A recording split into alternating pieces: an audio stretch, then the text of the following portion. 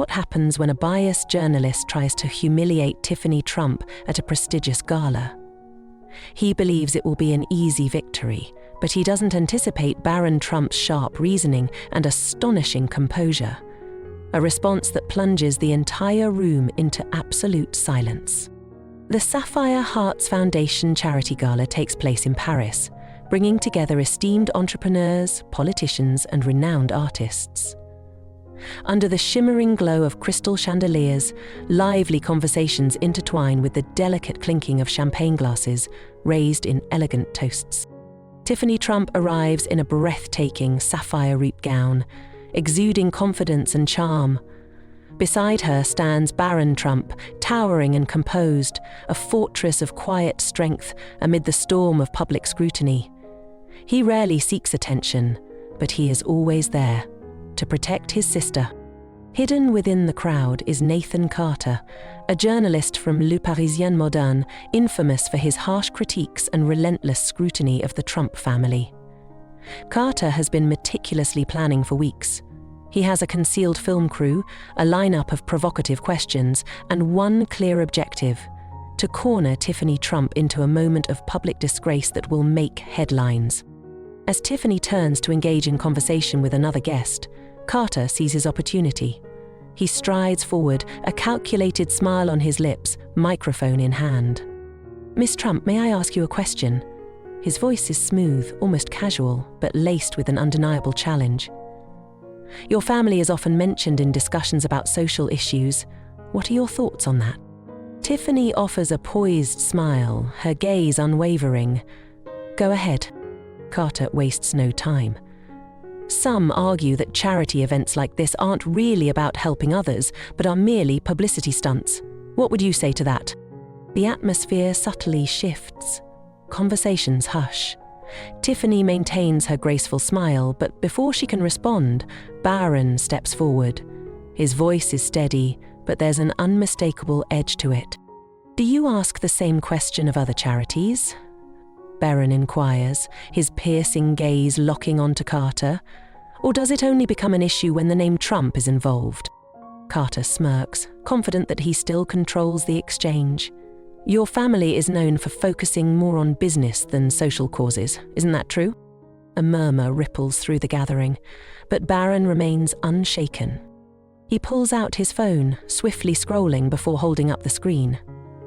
"Interesting," he remarks, displaying an article from Le Parisien Moderne itself, detailing the millions of dollars the Trump family has donated to children's hospitals and veterans programs. Eyes widen around the room. "You claim my family only cares about image," Barron continues, his voice calm but weighty. "What about these numbers? So tell me, in your opinion, should a charity be judged by its results or by sensational headlines?" Carter takes a slight step back but tries to recover. "But would you at least acknowledge that your family has privileges that others don't?" Barron tilts his head slightly, his gaze unwavering. "Privilege doesn't define character. What matters isn't whether you have advantages, but how you choose to use them. My sister has worked hard in law and philanthropy, yet instead of recognizing that, you focus only on assumptions." Carter's confidence falters for a split second, but he refuses to retreat. "But isn't it fair to say that your family's position provides advantages that ordinary people don't have?" Barron meets his gaze directly, his voice slow, deliberate, and commanding. "Then isn't it just as fair to say that everyone has their own opportunities, and the most important thing is what they choose to do with them? My family has chosen to use its platform to support the causes we believe in." A wave of murmurs rippled through the room, curious and tense gazes fixed on the unfolding exchange. Sensing his advantage slipping away, Carter quickly changed tactics. "It's over. You're saying privilege doesn't exist?" Barron remained as composed as ever, his sharp gaze unwavering. "I'm saying privilege doesn't define a person's worth. What matters is how they use it. Some people use privilege to build, while others only use it to judge.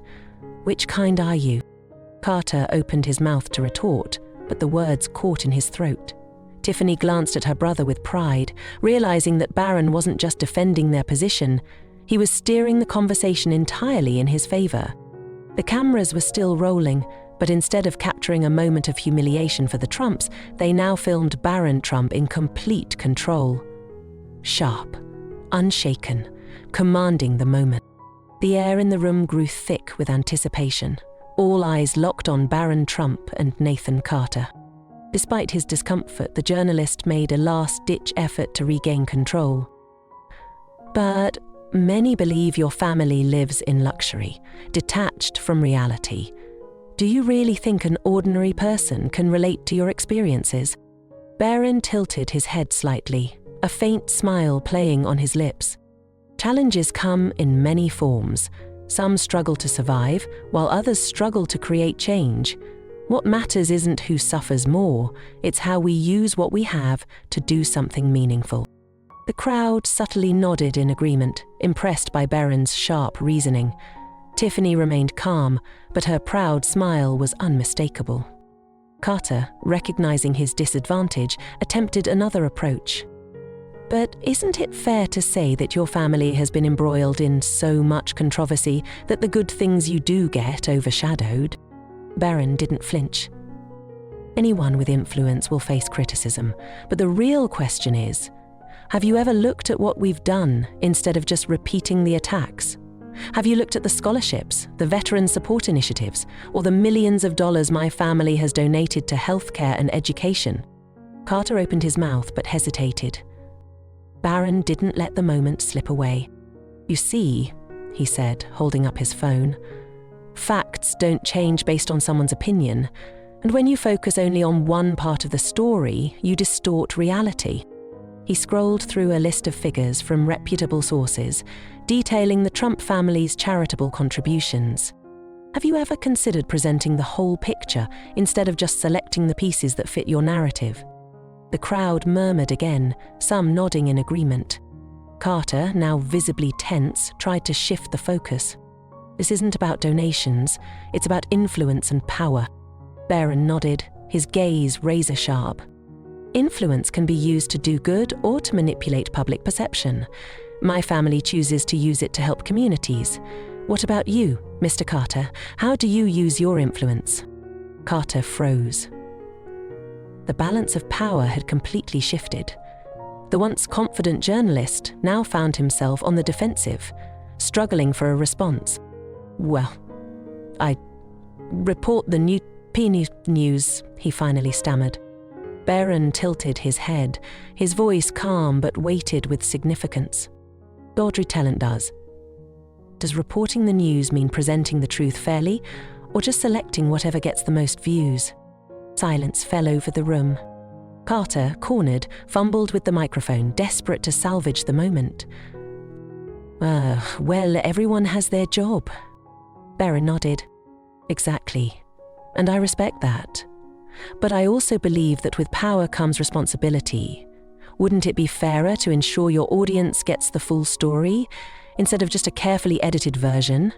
Carter had nothing left to say. Those who had been mere spectators now found themselves firmly in Barron's corner, impressed by his composure and ability to control the conversation. At last, Tiffany spoke, gently placing a hand on Barron's arm. I think my brother said it best, she said calmly. We welcome open debate, but fairness and respect should be the foundation. Carter, realizing he had lost control, forced a stiff smile. Thank you for your time. He quickly turned and disappeared into the crowd. The moment he left, the room erupted in applause. Several guests approached Barron, shaking his hand and offering sincere praise. You didn't just defend your sister, you defended the truth, one guest remarked. Tiffany smiled at her brother. You always know exactly what to say. Barron chuckled. Sometimes, the best way to handle criticism is with facts, not emotions. That night, social media erupted with videos capturing the intense showdown. Hashtags like journalist-owned, truth prevails, sharp Barron flooded platforms, skyrocketing to the top of trending lists within hours. Even media outlets that had long held biases against the Trump family were forced to acknowledge that Barron's calm, logical, and fact-based approach was nothing short of impressive. Meanwhile, Barron's counterstrike had completely backfired on Carter's ambush. Those who had anticipated an embarrassing moment for the Trump family instead witnessed a journalist being dismantled on his own turf. A television network that had once been eager to push a sensationalist story now found itself under fire for bias and a lack of journalistic integrity. Before long, an editorial surfaced, laced with regret. "We should have done more research before approaching Tiffany Trump." Barron Trump's sharp yet composed response at the gala was more than just a viral social media moment. It became a powerful testament to the strength of reason, the art of debate, and the courage to stand up for the truth. This story serves as a reminder that composure, intelligence, and wit will always have the power to overcome even the toughest challenges. If this story has touched your heart, we'd love for you to share its message by liking and sharing it with your friends, helping us reach our first milestone of 1,000 subscribers, which means the world to us and allows us to create more meaningful stories for you. Don't forget to share your thoughts about the story and let us know which city you're watching from. Thank you for your support, and we'll see you in our next story.